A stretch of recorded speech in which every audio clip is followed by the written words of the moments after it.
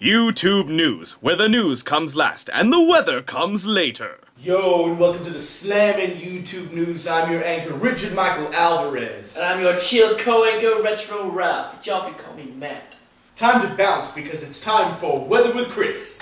I forgot what the weather was, dude. My bad. You're probably wondering why we are all talking like we're from the 1990s. Well, that is because the 1990s was a very special time for us. Or to put it simply, the 90s rocks! Totally tubular! It is now 2009.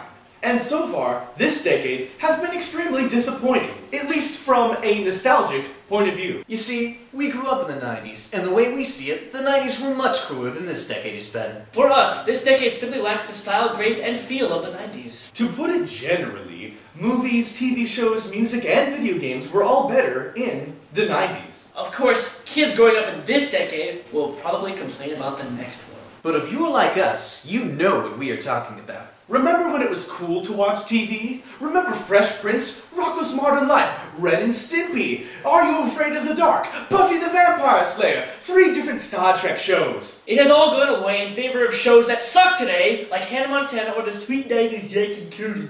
Music was also better, such as Smash Mouth, Savage Garden, and Third Eye Blind. We also had better movies in the 90s, such as Jurassic Park, Pulp Fiction, The Mummy, and Independence Day. Dane has more on this subject. Yes, I remember the 90s. They were pretty cool. And now Julian would like to perform a traditional 90s breakdance. Hit it!